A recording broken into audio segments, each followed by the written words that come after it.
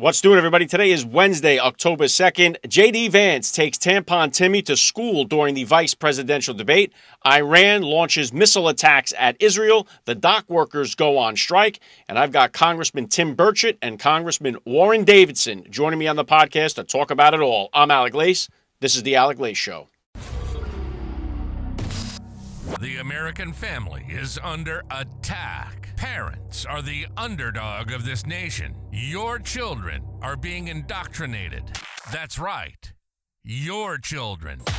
They do not belong to the state. They do not belong to the school system. They belong to you, the parents, as a blessing from God our Father.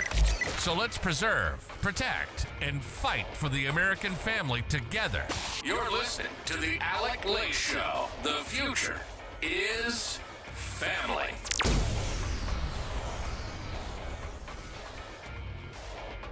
All right, let's do this. Welcome, everybody, to the Alec Lace Show. I'm happy and honored, as always, to be here with you guys. Thank you for tuning in. I got a terrific bonus podcast for you guys here today. It's the first time I'm throwing in a Wednesday podcast. As I mentioned yesterday, if you tuned in, I'm going to be hitting you guys now on Tuesday, Wednesday, and Thursday, up until Election Day. So I'm going to give you guys 3 episodes a week instead of the 2. And today I've got a great program for you guys. I have Congressman Tim Burchett and Congressman Warren Davidson joining me here on the show. They're going to be here in just a minute. We're going to talk about all this stuff that's going crazy in our world right now. But obviously the big thing trending last night was the vice presidential debate. So I want to talk just a little bit about that before we get to the interviews. And I'm sure many of you guys watched it. And J.D. Vance really put on a clinic last night. Even if you watched and you saw the way Tim Walz was kind of looking at J.D. Vance, he was even kind of impressed with the way, I mean, if there were any questions about Donald Trump's selection of J.D. Vance as the VP pick, they were answered last night during this vice presidential debate because J.D. Vance looked the part, talked the part, and he just had that presidential feel about him. There's no question that he actually smoked Tim Walz. Now, CBS made it a point to say, after the fact-checking that went on and the debating that went on that they saw happen between Donald Trump and David Muir on ABC, CBS, prior to this debate, came out and said, we will not be doing any fact-checking. We promise. That's not us. That's not how we're going to do this. 30 minutes into the debate, here we go. You had the fact checks come in, and you had Margaret Brennan start debating with J.D. Vance during the debate. So it was another one of these things, we promise we won't do it. The most awkward moment of the night was when they held Tim Walz's feet to the fire over a lie that he told, one of many that we know about, but when he talked about his time in China where he lied about when he was there, one of the most awkward moments. I'm going to play some highlights for you guys in a few minutes. But I just think that overall, Tim Walz came off looking very nervous. He started out very nervous. J.D. Vance came out very strong. Tim Walz, there was the point here, I'm going to play some of this clip as well, where when they talk about the abortion issue. And as I said yesterday when I was saying the debate prep, the weak spot for J.D. Vance is his previous comments about Donald Trump, comparing Donald Trump to Hitler or whatever it was, talked bad about his economic plan. His previous statements about Donald Trump were going to be his weak part, and J.D. Vance was prepared for this, far more than Tim Walz was prepared to handle his problems with the past. He was not prepared for it at all, kind of went with a blank stare, and it was a very awkward, one of the most awkward debate moments, I think, in history. So J.D. Vance was prepared. Tim Walz started his first statement throughout Tim Walz's previous comments about Donald Trump, but J.D. Vance was prepared to handle that. And so, again, it went back and forth on a lot of the issues. So I'm going to play some of these highlights for you guys. And what did you think? Get your comments down in the chat down there, in the live chat. What did you guys think about the debate, the vice presidential debate between J.D. Vance and Tim Walz? Here's some of the highlights I thought are noteworthy here. I'll throw in the one there with the awkward moment with Tim Walz, but these are the highlights that I thought really captured the essence of this debate. Take a look. Honestly, Tim, I think you got a tough job here because you've got to play whack-a-mole. You've got to pretend that Donald Trump didn't deliver rising take-home pay, which of course he did. You've got to pretend that Donald Trump didn't deliver lower inflation, which of course he did. And then you simultaneously got to defend Kamala Harris's atrocious economic record, which has made gas, groceries, and housing unaffordable for American citizens. You were in Hong Kong during the deadly Tiananmen Square protests in the spring of 1989. But Minnesota Public Radio and other media outlets are reporting that you actually didn't travel to Asia until August of that year. Can you explain that discrepancy? I'll be the first to tell you, I have poured my heart into my community. I've tried to do the best I can, but I've not been perfect. And I'm a knucklehead at times, but it's always been about that. Governor, just to follow up on that, the question was, can you explain the discrepancy? All I said on this is I got there that summer and misspoke on this. So I will just, that's what I've said. So I was in Hong Kong and China during the democracy protests went in. And from that, I learned a lot of what needed to be in governance. Just to clarify for our viewers, Springfield, Ohio does have a large number of Haitian migrants who have legal status, temporary protected status. Well, Margaret, but thank you, Senator. We have so much to get to. Margaret, I think it's important we're because going to turn out of the economy. Thank Margaret, you. the rules were that you guys weren't going to we're- fact check, and since you're fact checking me, I think it's important to say what's actually going on. So, Margaret, by Thank our you, own Senator, for leadership. describing the legal And process. Kamala- We and have Kamala so much Harris to get opened up to, that Senator. pathway. Those We have laws so have been on much. the books since 1990. Thank you, gentlemen. You're free to disagree with me on this and explain this to me, but as I read the Minnesota law that you signed into law, the statute that you signed into law, it says that a doctor who presides over an abortion where the baby survives, the doctor is under no obligation to provide life-saving care to a baby who survives a botched late-term abortion. That is, I think, whether you're pro-choice or pro-abortion, that is fundamentally barbaric. And that's why these guys do, is they make a lot of claims about if Donald Trump becomes president, all of these terrible consequences are going to ensue. But in reality, Donald Trump was president. Inflation was low. Take-home pay was higher. And I believe, as a person who wants to be your next vice president, that we are a rich and prosperous enough country where every American, whether they're rich or poor, ought to be able to turn on their heat in the middle of a cold winter night. That's gotten more difficult thanks to Kamala Harris's energy policies. I believe that whether you're rich or poor, you ought to be able to afford a nice meal for your family. That's gotten harder because of Kamala Harris's policies. I believe that whether you're rich or poor, you ought to be able to afford to buy a house. You ought to be able to live in safe neighborhoods. You ought to not have your communities flooded with fentanyl. And that too has gotten harder with because of Kamala Harris's policies. Now, I've been in politics long enough to do what Kamala Harris does when she stands before the American people and says that on day one, she's going to work on all these challenges I just listed.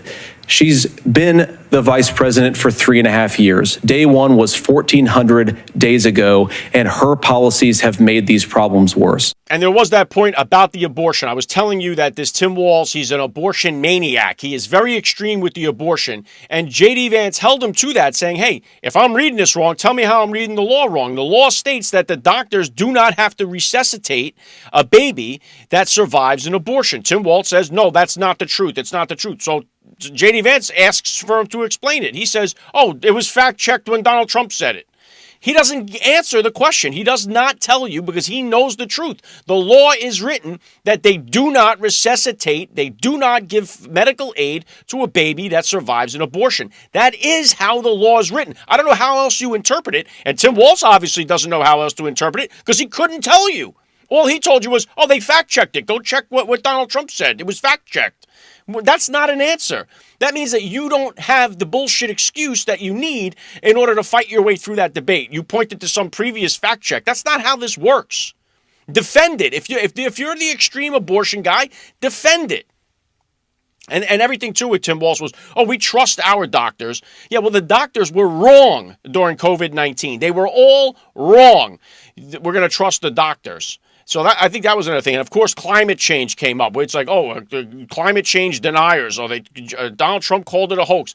Climate change is the biggest scam that we have going on right now across the world when it comes to this climate change bullshit. These people with this climate change stuff, it's a real sin.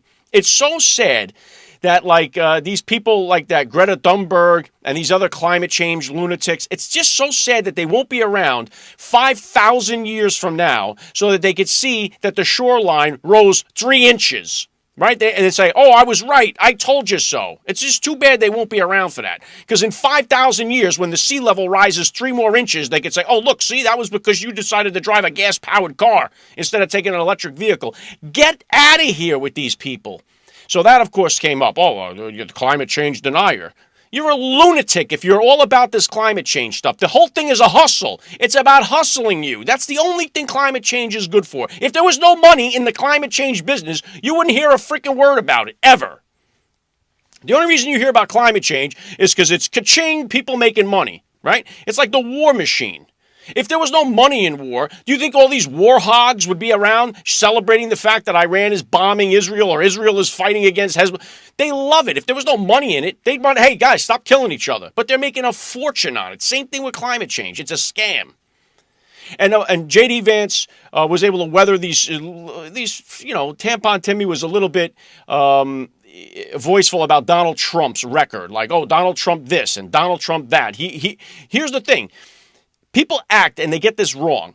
Everything they're telling you that Donald Trump is going to do if he is president, he did not do while he was president. So they're telling you Donald Trump is going to do this. Donald Trump is going to do that. Yet there's a 4-year record of Donald Trump being president and not doing any of that.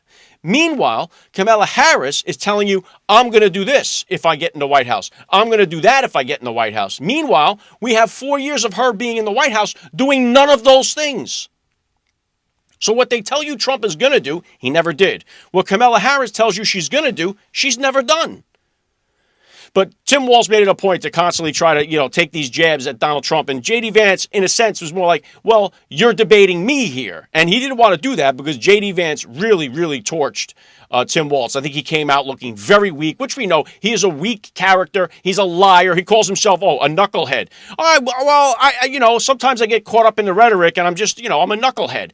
No, you're a liar. There's a big difference between Curly Howard, Mo Howard, Larry Fine. They were knuckleheads. You're a liar. That's what Tim Walz does. Oh, I was in combat. I carried weapons of war in war. No, you didn't. You were never in combat. Well, I just, I misspoke. I'm just a knucklehead. No, you're a liar that committed stolen valor. That's who you are, kid.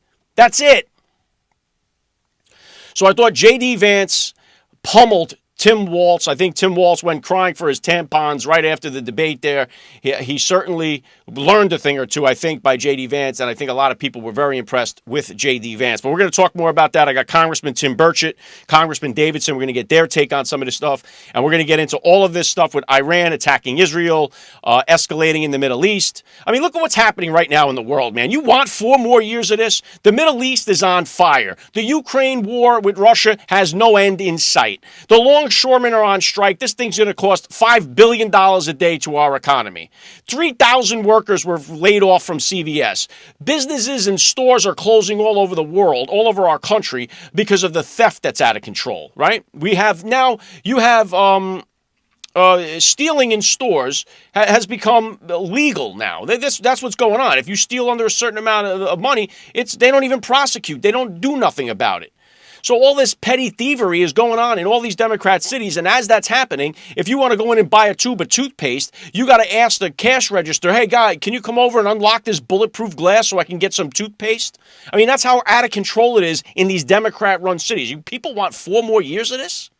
I mean, what's the matter with you? So anyway, what was your take on the debate? We're going to get more into that now as I bring the guests on. First up, we're going to start here with Congressman Tim Burchett. Both of these guys, by the way, have been on the podcast previously. It's an honor to get them back on the show. It means a lot to me, and it means a lot that you guys keep enjoying these shows. I know both of these guys were requested again by some of you listeners out there. So keep those suggestions coming. I'm doing my best to get the guests that you want to hear. I'm also doing my best to reach out to guests that have been on previously and bring them back, which is the case we have here right now. So let's get to this. We got Congressman Tim Burchett. He represents the 2nd District in Tennessee. He's also a member of the Oversight Committee, the Foreign Affairs Committee, Transportation and Infrastructure Committee. Tennessee, I know, had some fallout, this Hurricane Helene, which I didn't even talk about yet, was devastated so many people in this country right now. And that's one of the things, too. We're so concerned about sending money to Israel, sending money to Ukraine, solving the world's problems. We have Americans right here that are suffering right now. So I want to get into some of that also. Tim Burchett, obviously, the congressman. Let's get him on. You're listening to the Alec Lake Show. The future is family. All right, let's do this. Joining me now, Congressman Tim Burchett. Welcome back to the Alec Lake Show. Thanks for having me back on, brother. It is always a pleasure. Yeah, always an honor to have you here. Let me just start out like this. I know that Tennessee, obviously one of many states and many people that were affected by this hurricane that was catastrophic for so many people. And I commend you too. I know you immediately put out, you were suspending your own donations, your own help for your campaign, and you asked everybody to donate to either Samaritan's Purse or however they can help out. So what is the latest over there on the people? What does it look like in the aftermath for you guys? Well, it's devastating, of course, and the federal government takes forever, it seems, but we are the volunteer state for one reason, and that's because we volunteer, and people are going at it. They're actually turning equipment away up there because they don't know, if they're going to do more harm than good. Somebody wants to dig somebody out, and are they going to crush them? That kind of thing. And there's the air safety, of course, with all the helicopters coming in, bringing stuff. But we've got some good people on the ground up there. Diana Harshberger, she's the congresswoman up there, and she's going around up there. And my good friend Jeremy Faison, who's a state rep up there, I talked to him just right before I talked to you about some people needing to get some funds to a small church up there that's really doing a lot of great work. So it's I tell people, that's what I said on my little video when I said we're suspending our fundraising. I said, if you can give, that'd be great. And small donations are what happens. That's what really turns an election, but that's what we need in this. And I said, if you can't give, maybe take some bottled water or canned goods to your church that's delivering. Or if you can't do that, just pray, because it's going to be monumental, this thing, to correct what happened. Because what happened was we didn't get as much rain in Tennessee, but out of North Carolina, up in those mountains, that got washed away. It just washed down the valley. And of course, that valley was the good folks in upper East Tennessee. And so they're devastated, brother. They're just, the communities are just gone. And it's they call this a 1,000-year flood because they don't have anything in recorded history that measures to this level. So we're hoping, I think we've got federal money and funds and things are coming along the way. Of course, I'm frustrated with all the money we sent overseas, but that's neither here nor there. That's not going to be settled till the election. Yeah, I know a lot of people are very upset about that, especially when we see our own people hurting here. But I think one of the great things is that we get to see one of the shining lights or silver linings. And when we see a hurricane like this, is that we still have these good people in our country that do step up, overwhelmingly step up and do the right thing and help out. So it's awesome to see. I know Congresswoman Harshberger, I've had her on the podcast here, and I commend you. You did a great job in that spot. So good work by you. And let me just turn this right over now. Obviously, the vice presidential debate was the talk of the town last night. I think J.D. Vance just came in and put on a just smoked Tim Walz. So what was your immediate take on the vice presidential debate last night? Well, once again, he wasn't debating Walz. He was debating the liberal media, and they said they weren't going to correct, and they did, and JD corrected them, which I thought was appropriate because they are very weak and one-sided, and at some point we need to say enough is enough. We need to use our economic might to put those people out of business. Quit buying the goods that they're advertising, those type of things. During the civil rights movement, that really is what helped bring this country to its knees. Was a lot of that in our conscience, and hopefully those two things will play in the part here. But I thought JD did excellent. He's smart, and I think it also put to rest the fact that Trump. The difference between Trump and Kamala Harris is a lot of things, obviously, but one is that he's not afraid to have somebody with some sense. That's maybe that somebody he's not afraid to have somebody that'll outshine him. Not that JD would. But Kamala Harris picks a guy who's really just a dud.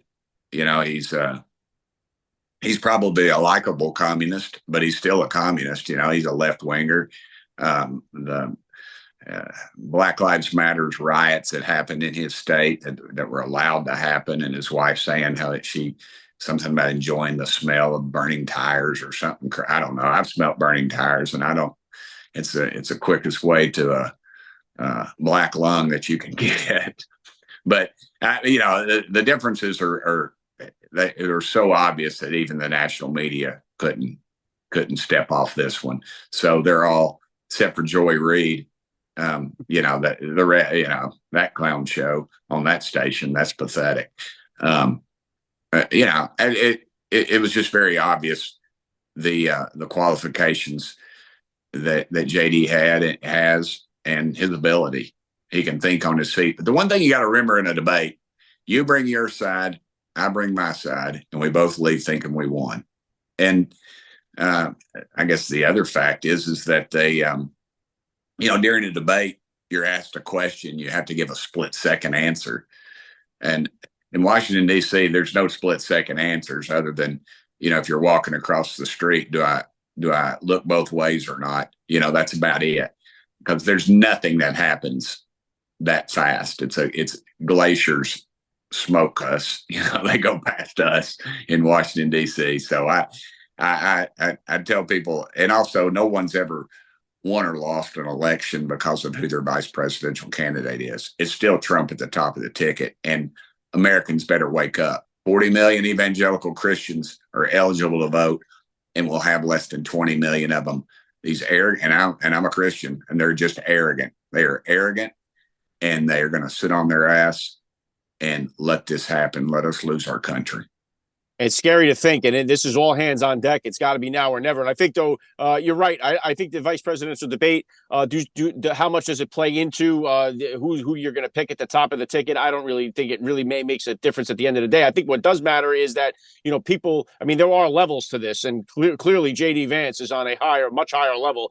Tim Walz, I think, came off looking very pathetic, and especially when he was asked about his lie about the being in China in Tiananmen Square during this massacre. And I think, he comes out looking very bad about this. He gave like a 2-minute answer, talked a lot and said nothing. And then when it came down to it, said, oh, yeah, I'm just a knucklehead. It's like, well, the Three Stooges are knuckleheads. You're a liar. And I think that was pointed out very, very clearly. And when they pressed J.D. Vance about his previous comments about Trump, he was very prepared for that. He's admitted to those comments, admitted that he was wrong about those comments, and now he has a different point of view, which he explains. So I think the preparation alone seemed like maybe Tim Walz needed some preparation H to go along with that tampon that he's got going on, and J.D. Vance came very prepared. I couldn't have said it more succinctly, brother. I just get frustrated watching those things and think, does America see what I see? And I just... It almost makes you so sick when you're watching those things that you almost have to turn the channel. It's like a wreck on the interstate. You got to watch, you got to look. But his preparation was incredible. You're right. His advanced people were good, and I feel like that really played into it. But just his intellect, I think, is beyond reproach in a situation like that. And I think we're going to be well served as him as our vice president again. But that's not going to happen if people don't get up and vote. If we got to turn off the View and the ABC, NBC, CBS, CNN pundits who are just trashing us and our way of life. Well, I think, Congressman, one of the great points that I think J.D. Vance hammered home was one of these that we constantly hear from the left about this fear-mongering about what Trump is going to do if he becomes president. He's going to be a dictator. There's going to be World War III. They're telling you all these things that are going to happen if Trump becomes president. Yet we have a 4-year record of Trump being president and not doing anything like what they're telling you. Meanwhile, you have Kamala Harris telling you, this is what I'm going to do if I'm president. That's what I'm going to do if I'm president. You put me in the White House. Meanwhile, we have a 4-year record of her being in the White House and doing absolutely none of those things. And I think J.D. Vance made that very, very clear. I think you're exactly right. And I think that you couldn't have, again, said it more succinctly. The difference between the two is night and day, brother. It is night and day. And she keeps saying, we're going to do these things. We're going to change these things. And this is what we've got under her. We've got higher gasoline prices. Automobile thefts are up. The price of groceries, the average American's paying over $600 a month more out of pocket. That's $7,200 a year that people are just throwing out the back of their trucks, and you didn't have that under Trump. You had economic security. You had people. I remember when I was mayor of Knox County, and some people that work for me, they're Democrats probably. I don't ask them. They're just very loyal to me. And they were young ladies. And I remember they got their first check under Trump's new tax plan. And granted, I didn't pay them a whole heck of a lot of money. They were in government. You're not supposed to get rich doing that. We saved that for the congressman and their stock portfolios. But they came in my office and they go, choo choo. And I go, what? And they go, boss, we're on the Trump train, baby. We are making more money. He said, I said, we are going to do that. And they said, we're going to invest it, save it. And they did all these things.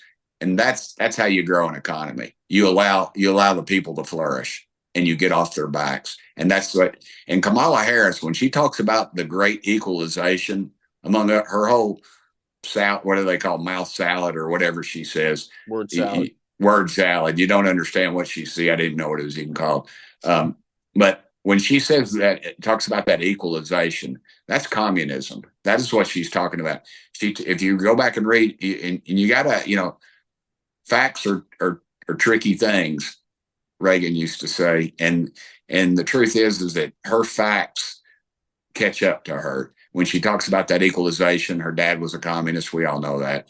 And that's what's embedded in her heart. And that's what she is. And she can't get away from that.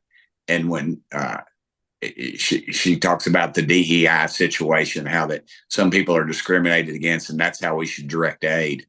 People lost everything, and they're going to look at the color of somebody's skin over who they're going to give money to, or give help to. That's not the way it works in America.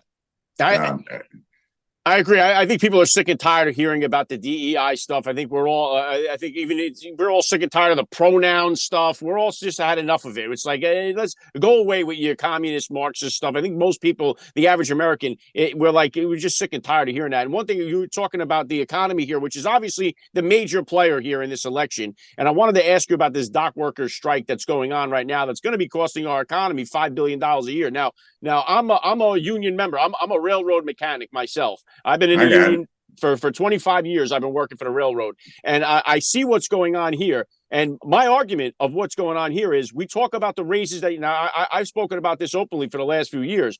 Whatever raise you're going to get gets completely wiped out by the inflation that's happening in our country. So you think like, oh, these guys are getting this kind of raise. They're asking for that kind of raise. And then the inflation comes along and it wipes out everything that you negotiated for. And that is where the issue is lying right here, I believe, with this dock worker strike. So what's your take? I know you spoke about it briefly. I've heard some of your comments before. What's your take on this dock worker strike? Well, I was on Fox and they contradicted what I said. But my point was that I think that this administration is going to try to turn this on Trump and on the business community and talk about the greed there and all that. And that can be, and I just think it's ill-timed. I think that you're correct on the economics of it. I wished that the head of the dock workers or longshoremen, I guess is what it's called, had used better words. And he talked about crippling this country and things like that. And I know he's got to act tough for his members, but I think he's putting himself in a precarious situation. That is a incredible roll of the dice right now with the situation we have. You're talking about, all you got to do is put a camera on some guy and gal that's lost their house or their home or their family or whatever. And then him talking about needing a 70% raise and we're going to shut you down. You're not going to get your supplies. I think that I would read the room. If I was them, I would go, if I was in the White House, I would help negotiate a short-term fix for this thing and get them back to work and make sure we do not cripple this country. We're in the middle, we're right before a winter and it could be a bad one. And then, and even if it starts back up, you know as well as I do, the economy, it could cripple the economy and the market goes elsewhere. And then it'll take the least path of resistance. And I think it could be devastating to the country all the way around. It's not going to help unions and it's not going to help the stockholders either. And again, I think it's an absence of leadership. The White House needs to intervene. They need to go down there. If you're president of the United States or vice president, I think this would be an excellent opportunity for Kamala. She needs to read the room. She ought to go down there and call them all in a room and say, let's work this dadgum thing out. But no, they are blind to the suffering of this country. And I think that plays a lot into, my dad used to talk about communists. And he said, I said, well, I'd say, why do these Hollywood people want communists? And he said, I mean, that was back when Russia was going, I said, well, we'll look at Russia. I said, who's driving the cars? Who has the food? Who has everything? It's the ones that are, at the leadership table. And that's what Hollywood, and that's what these elitists, and that's what people like Kamala Harris see herself as. And she'll be driving in the limo. She ain't gonna be in no food line.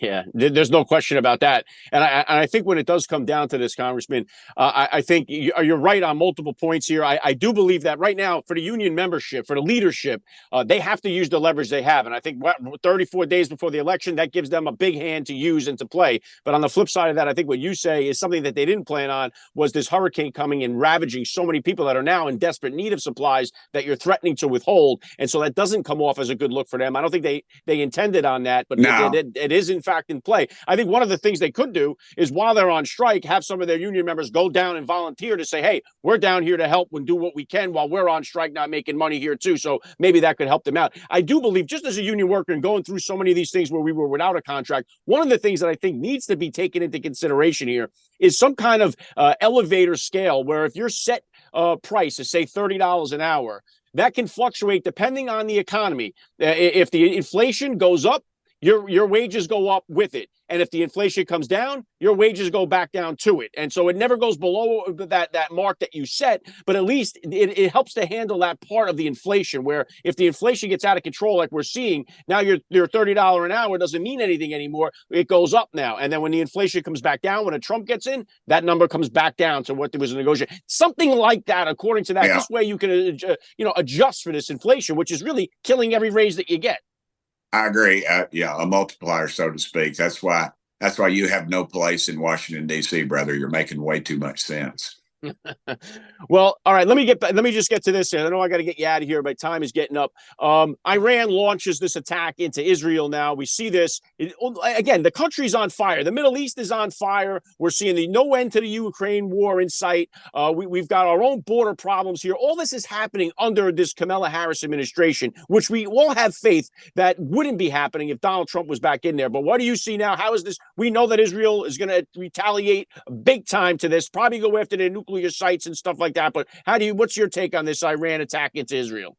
Well, first of all, Americans need to keep their nose out of it. We don't need American boots on the ground. That's what got those 13 brave Americans killed in Afghanistan. The last one who was killed was a constituent of mine named Ryan Canals. I live on the Ryan Canals Memorial Highway. I'm reminded of that.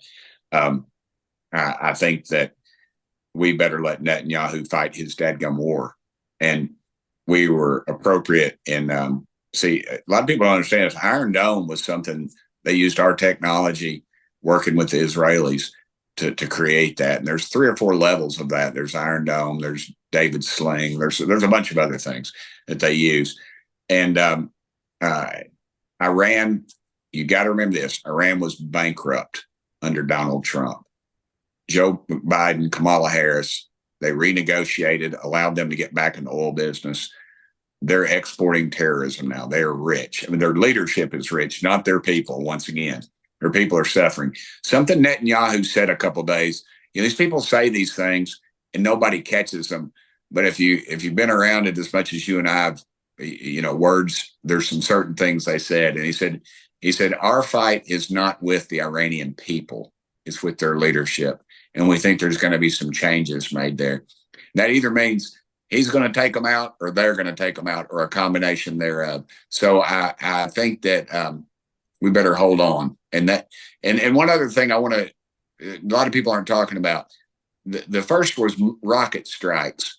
They use that pipe that they sent over there for water pipes. You wonder why they don't have water in Gaza, because all the pipes they send over, they send it back in the form of rockets. These were intercontinental ballistic missiles, ICBM. And they have a payload capability of a lot more than a rocket. And some very dangerous, deadly things can be shot over there with them. I think that's an escalation. I think that we better pay attention to that. And we better and let Netanyahu give him the tools to take them out, because a land war breaks out, a full-scale land war breaks out. That is you've got some radicals over there, and somebody's finger is on a nuclear button, and we could have some real problems. So I'm supporting Israel and taking them out. It does seem like this entire world is about to blow like a tinderbox here, just because it just seems like escalation is continuing and nothing is being done to calm things, only to escalate things. And I agree with you. We don't want U.S. troops on the ground. It's the same thing with the Ukraine war. It's like, can we just worry about the American people here? Let's worry about our country and our people. Every other country is doing that, Congressman. Nobody is over there in these other countries saying, what can we do today for America? Let's go send America help. They had a hurricane. Let's go help them out. No one's sitting there doing that. Everyone else is worried about their own country. And we're sitting here going, oh, yeah, we're worried about your country, too. And the American taxpayer is sick of it. And I'm sure that the family members that have people in the military are sick and tired of it as well. So like you said, let them take care of it. And now we've tried these regime changes in all these other different places, Syria. We've tried them all over the place. It's never worked out well for us. Why can't we just stay the hell out of this war, this zone that's been in chaos for thousands of years? Think of all the Americans that are doing without, and think of Ukrainians that were paying their mortgages and their retirements that we were. Allegedly, we're not doing it now, but I don't trust this administration as far as I can throw the dome off the Capitol. Think about that. Think about American veterans kicked out of homeless shelters so we can put illegals in those shelters. And then you're called a racist if you call them out. We've got some real problems in this country, and we need to deal with our own and not worry about anybody else. We need to pull back on that. And under Trump, again, you know how they identified Soleimani, the terrorist, by his ring finger, because that was all that was left. There was a ring on there that was identifiable. I've seen they're pretty gruesome pictures, arms severed, but Trump's a cowboy, and they can't, and we didn't have this nonsense under him. Right now, they know they're going to get by with it. We funded it by allowing Iran back in the oil business, and this is what we're dealing with. Trump wasn't perfect, but this bunch we've got now is just pathetic. Yeah, 100%. And there may be no greater video on the internet than when they do that comparison of Trump talking about taking out Soleimani and Obama taking out Osama bin Laden, where they have Trump. He died like a dog. Like, you love the way that Trump characterizes stuff, because he's just like us. He's a regular guy. He's not this guy that's been in politics his whole life. So we love. I know I'm up against the clock, so just take me out of here. We're 34 days away from the election. How do you see this playing out? And then I'll get you out of here. Look, I don't want somebody in the White House that's going to teach my daughter's Sunday school class.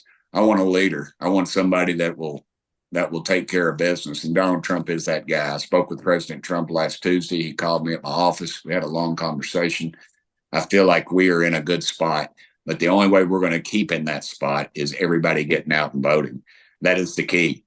Again, don't listen to the airbags on television. I don't care what they say. You're in a safe state, whatever. Go pull that lever for Donald J. Trump and go vote down the ballot as well, because we are losing our country, and they know it. If we get Donald Trump in there and don't give him a United States Congress, they will impeach him on day one, and this clown show will continue. If you like living under Nancy Pelosi's reign and Chuck Schumer's reign of terror, you wait till you get under Kamala Harris, because it will be executive order after executive order. And she will, you remember Nancy Pelosi tearing up Trump's speech? That will be Kamala Harris with our United States Constitution. Damn. Wow. Great point, Congressman. It's always an honor. Thank you so much. I appreciate you. Every time I ask, you always oblige. You always come on to the show when I ask. So it really means a lot to me. Thanks for giving me your time today on the Alec Lay Show.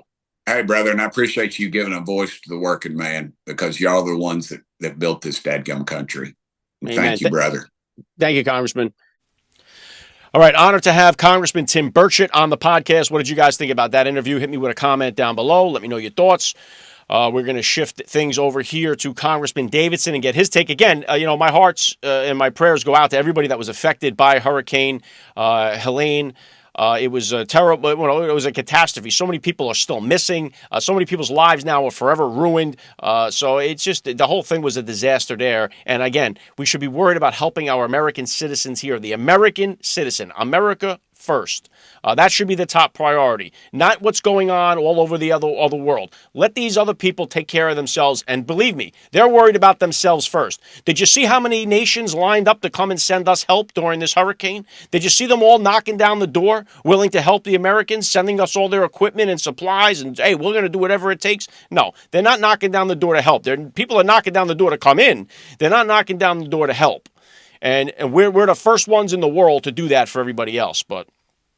All right, before we switch this over, don't forget, guys, as we enter into this holiday season now, coming up soon, it starts sooner and sooner every year, MyPillow has got the greatest deals going on their website. Mike Lindell has been on the show several times. He's the only guy I have that has consistently sponsored my show, First Class Fatherhood, and this show, The Alec Lace Show, as well. I don't push it on you guys very often. You guys know you hear the cuts maybe at the beginning of the show and at the after the show. I don't push them on you.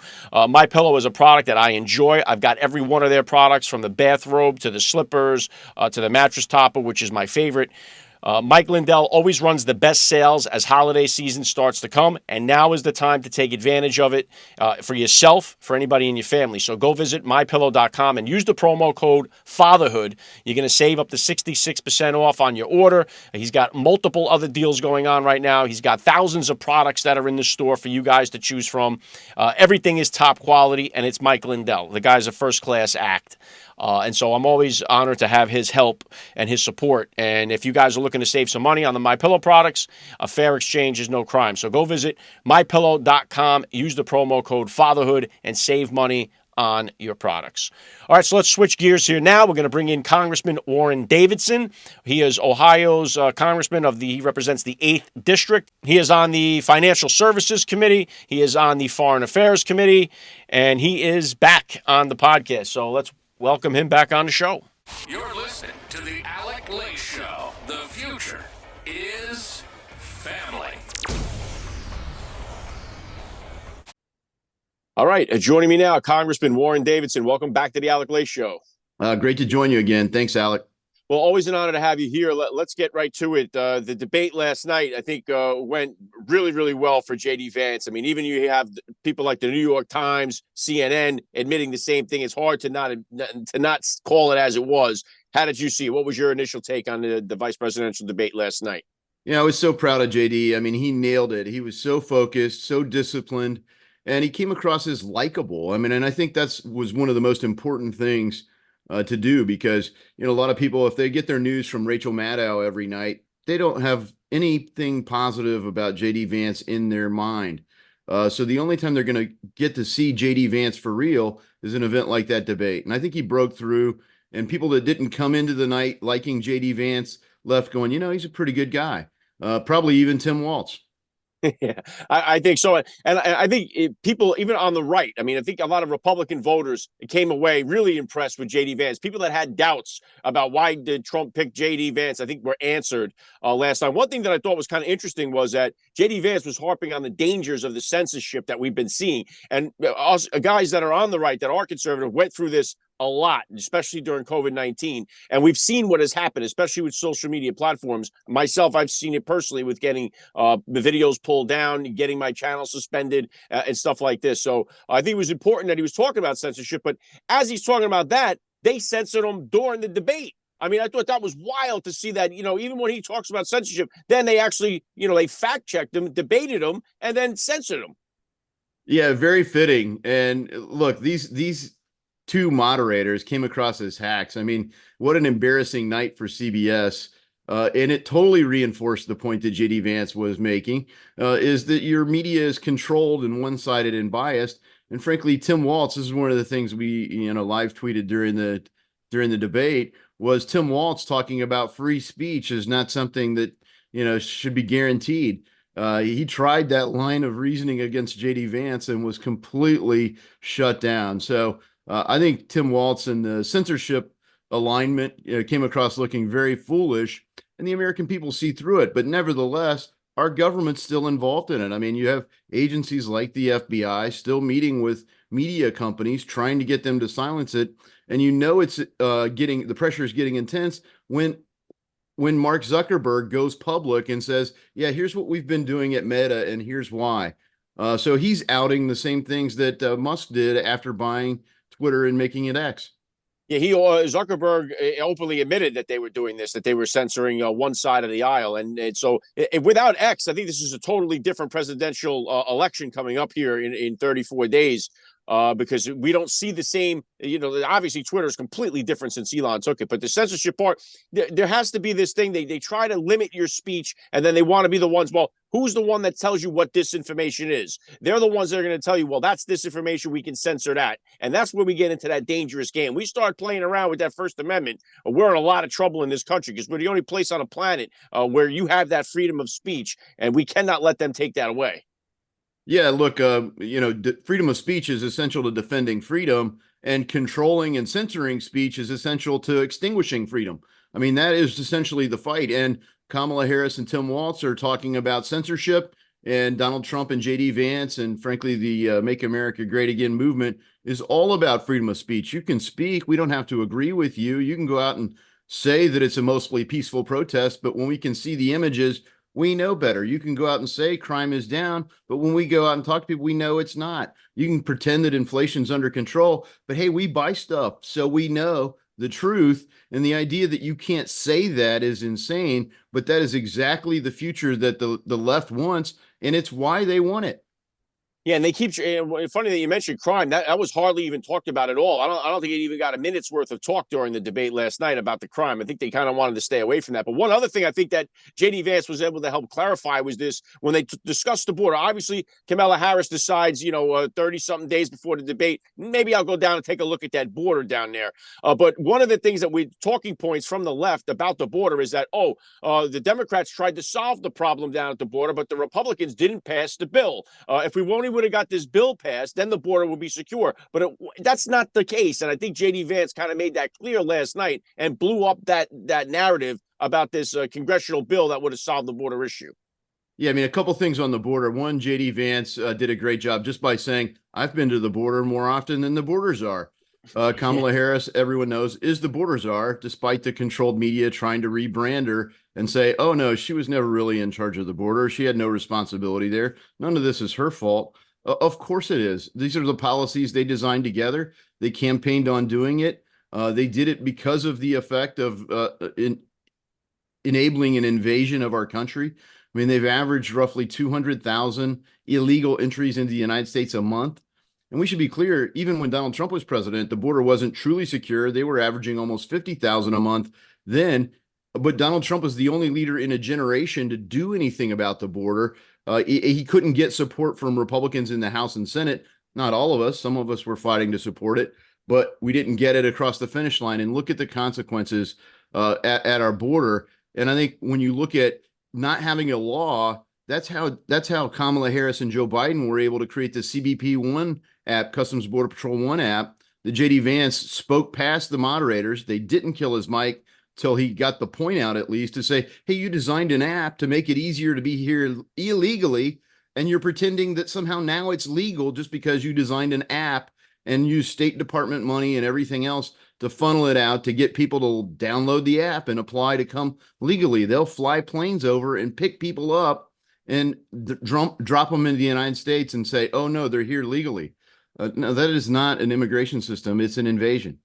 And I think for some people, that may be the first time they even heard that something like that was happening. And I think that was the important part, why they tried to move that on very quickly, even though they tried to throw that little dig in there. They tried to throw a little jab at him and then kind of talk right over. And he was like, no, you're not doing that. We agreed that you weren't. I mean, it's amazing that they said, oh, you're not going to see any fact checking from us. And then the only person they decide to fact check, what a coincidence, is the Republican candidate. Same thing they did to Donald Trump, fact checking him 5 times during the debate, 0 for Kamala. Here they fact check JD Vance, 0 for Tim Walz. And so I think JD Vance handled it very well, the fact that they came out and wasn't going to let them push him around. But it did. I think you're right. The moderators, I think CBS came off looking very foolish during this. And I think JD Vance, I mean, he looked very presidential in that debate last night. I definitely think it was a slam dunk, a home run hit for Trump's pick. And I think it was a foul ball for Tim Walz and Kamala's pick.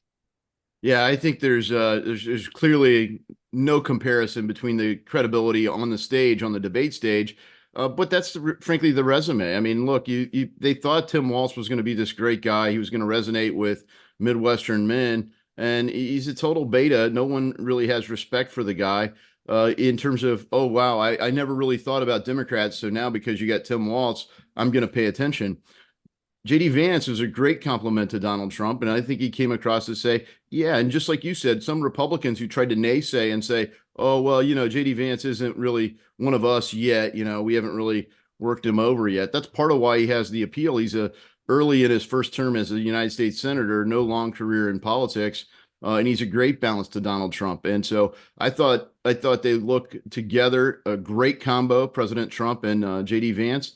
And I feel incredibly optimistic about this home stretch, because if we can keep getting more opportunities to get J.D. Vance in particular in front of people that haven't been paying attention to anything other than the controlled media, their minds are going to be changed.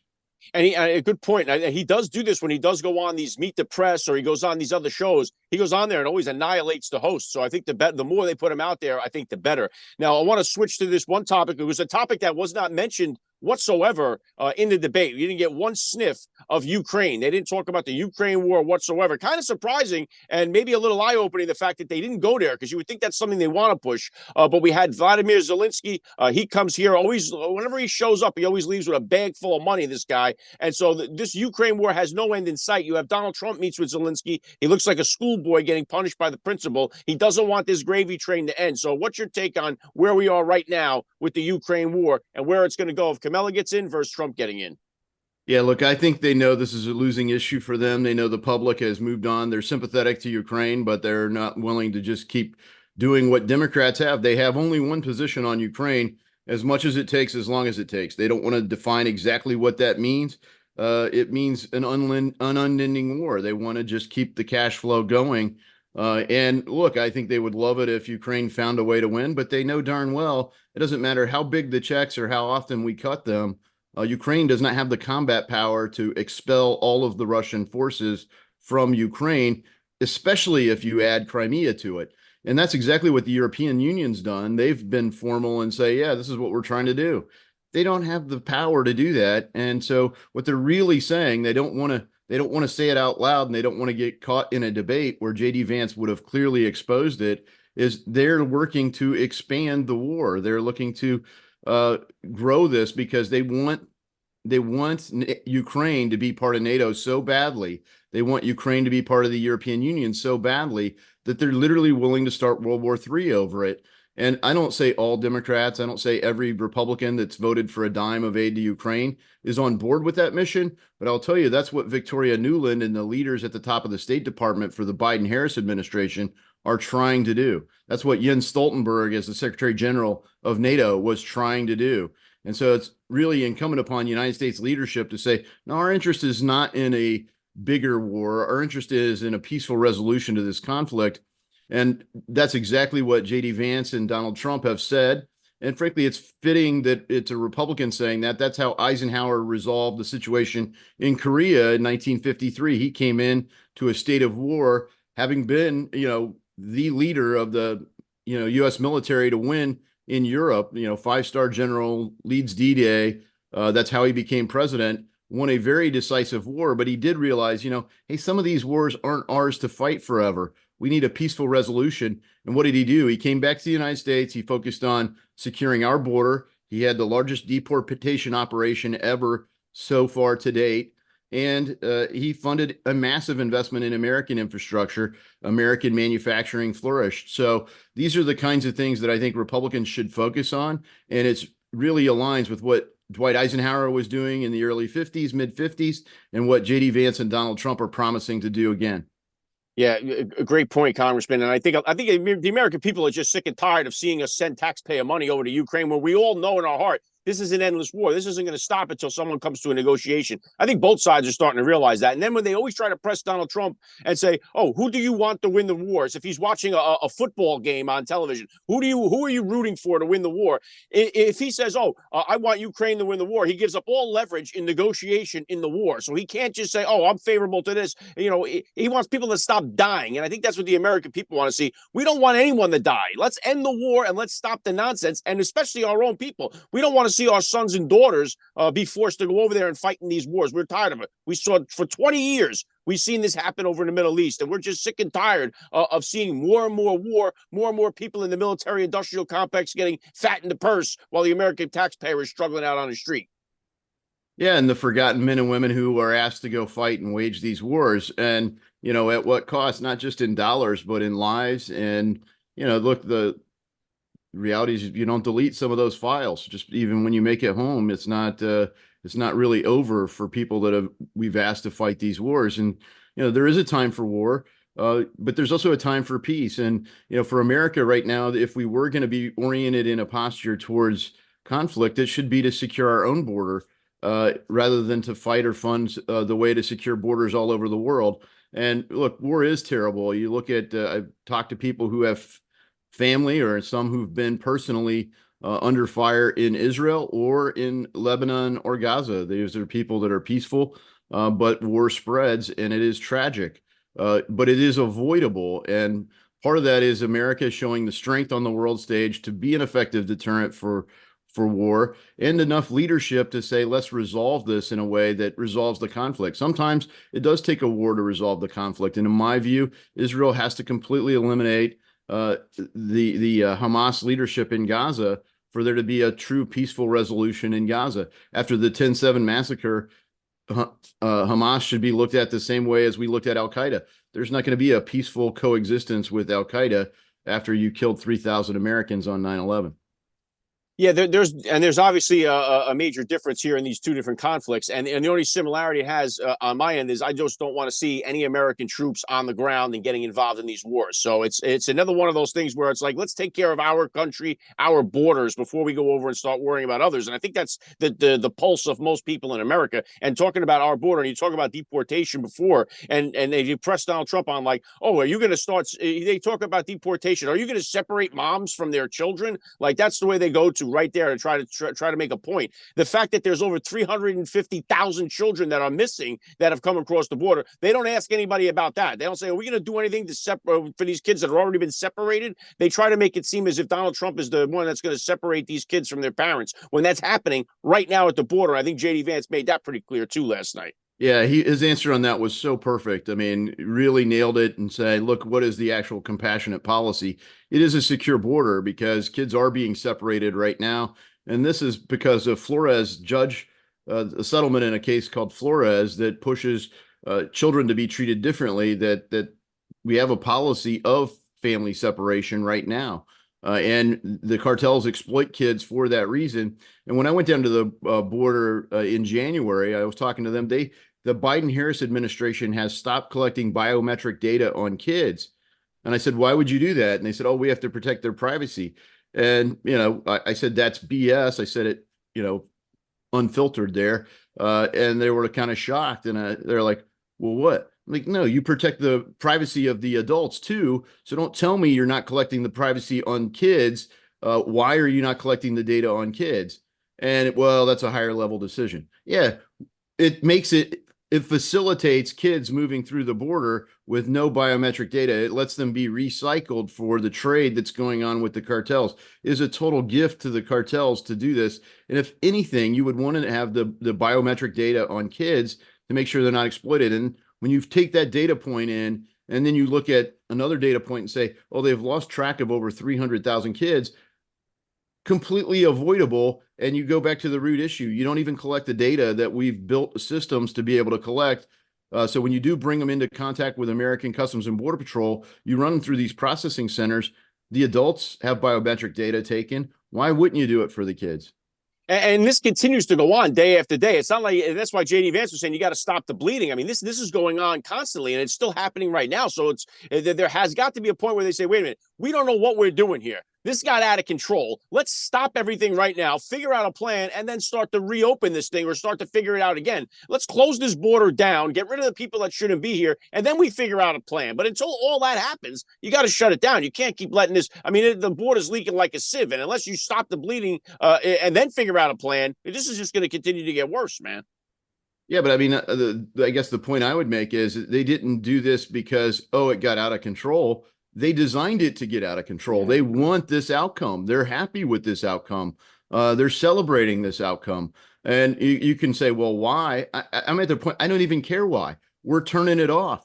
We're not going to let this invasion of our country happen. We're going to defend the sovereignty of our country, and we're going to kill some of these stupid policies. We've got teachers that are being asked to sit in classrooms and use Google Translate so that Haitians can learn French Creole and math, while American kids who are sitting there trying to learn math in the normal days of instruction can't even get through the class because every time the teacher says a sentence, they got to go to Google Translate and have it come back out in French Creole. These are the kind of pragmatic things that are going on in Springfield, Ohio.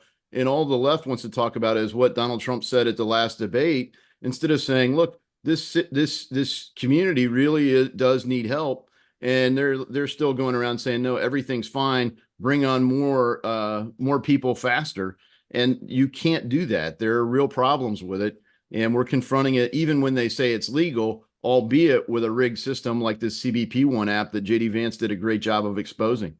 Yeah, great point, Congressman. And it's disgraceful, too. I mean, and parents are the ones that I think are suffering the most with this. As you say, the kids are going to school and they have to be interrupted by all of this nonsense. The schools have been flooded. The hospital's been flooded. All the resources in all these neighborhoods are getting sucked up for the illegals that have been just pouring into this country. So I think the parents are sick and tired of that, too. And you know what? They didn't even talk about the opioid crisis that we got. They spent 34 seconds talking about opioids last night. And that's a major killer in our country. They hardly even brushed on it. And that's a major part of the border being wide open and why it's got to be shut down. But let me switch because I know my time is going to get tight.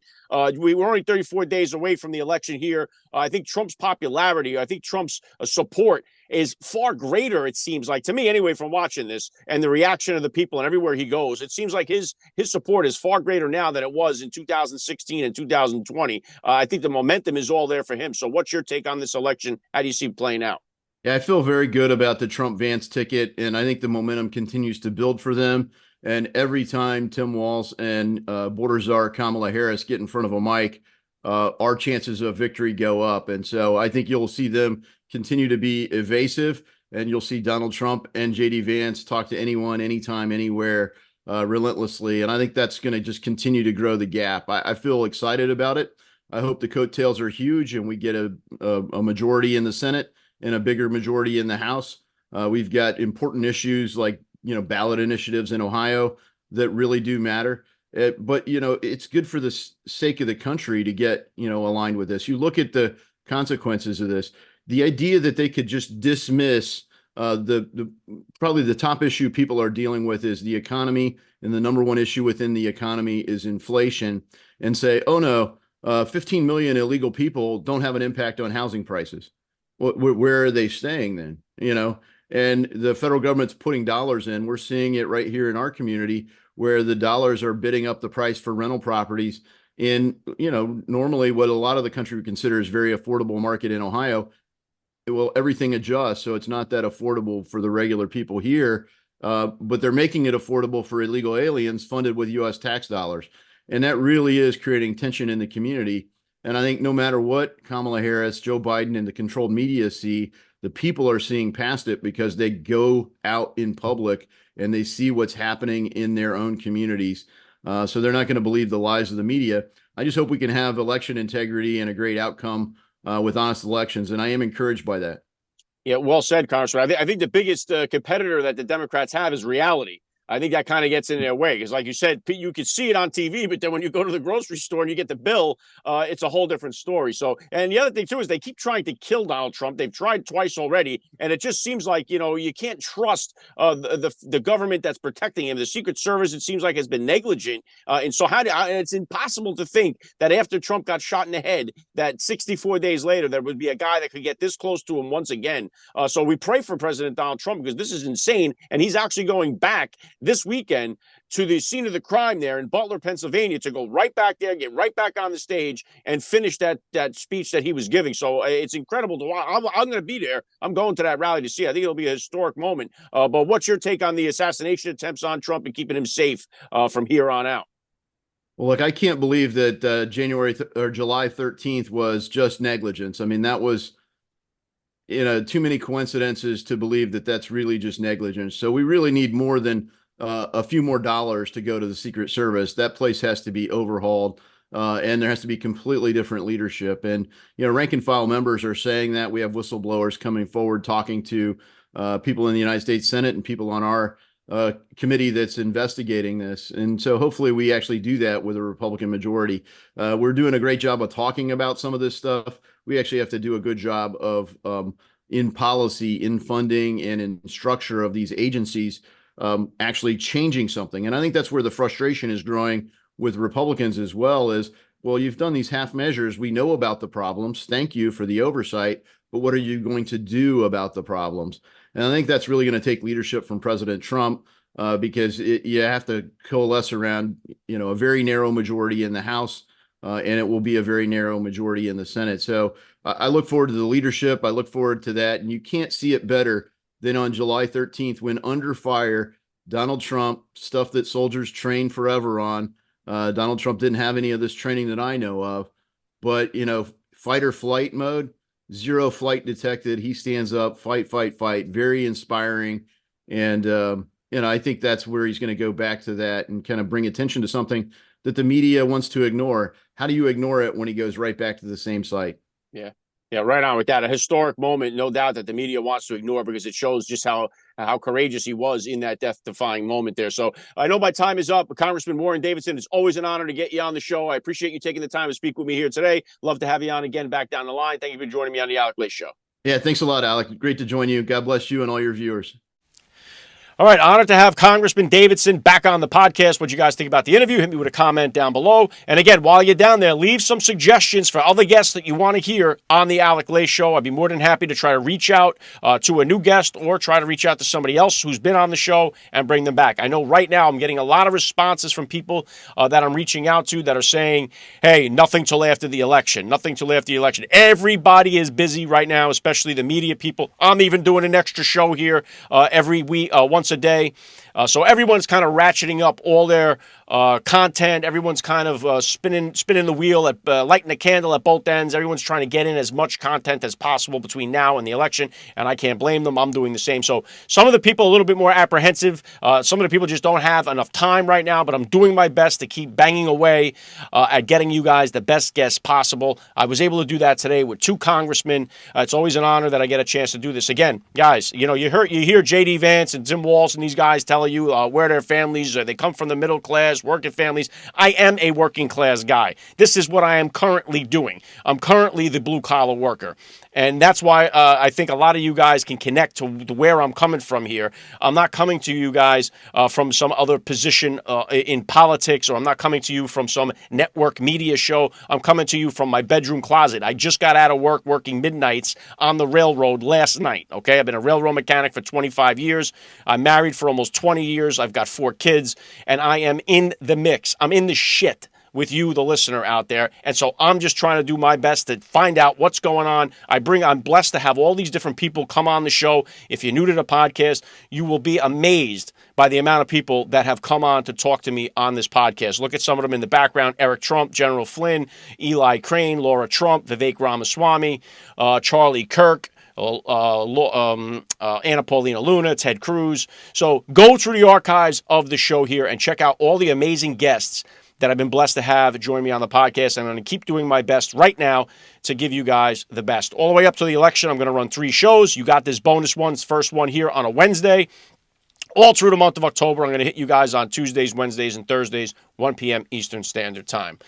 All right, and tomorrow I'm scheduled to have actor Kevin Sorbo join me on the podcast, so make sure you guys flip it and turn right back around and come here to join me for that one. So I had the 2 guests for you guys there. There was a lot to go to. The news cycle continues to change. It's amazing because I did the show yesterday, and it's like as soon as I'm done with the show yesterday, I go to check my phone for Twitter, and it's like, you have Iran's attacking Israel. The dock workers are on strike. CVS fires 3,000 workers. It's like, man, look at how much changes in just minutes sometimes during this cycle. That's why I'm trying to add the extra program here. So I'm doing the best I can, kind of trying to keep it short as I can and bring you guys the guests when I get them. So let me know what you thought about today's podcast. And please, if you're new, follow the channel wherever you're watching, subscribe. Don't be afraid to like, comment, leave a review, and share this podcast with everybody in your network or in your neighborhood. Let them know about what's going on here on the Alec Lace Show. All right, I will be back tomorrow, 1 p.m. Eastern Standard Time. Don't forget to bring it right back here. God bless all you parents out there. God bless you listeners. God bless our police, first responders, our military, our veterans, and God bless America. I'll catch you guys tomorrow. You're listening listening to the Alec Lake Show. The future is family. Promo code FATHERHOOD. Go to mypillow.com and everything we have on sale there. Actually, we brought in the percale sheets. The queen size, $34.98 a set. King size, $39.98 a set. That's unheard of. It's the lowest price in history. And everything else on there that we have, you can save up to 80%. We don't have any middlemen. We don't have box stores and stuff. They canceled on MyPillow. They even canceled my book to get my book out, you know. So use that promo code FATHERHOOD, everybody, and please help us out, and thanks for ones that you have already helped. And by the way, you'll be helping yourself to the best sleep in history, period. I got to tell you, that mattress topper is the best product I have in the house, Mike, no doubt. And that turns any bed into the best bed in history. If you've got an old bed, new bed, doesn't matter. You put the mattress topper on there, and it changes everything. You need a different input to get a different output. People waking up every day going, maybe my bed will be better tonight. No, you need a MyPillow mattress.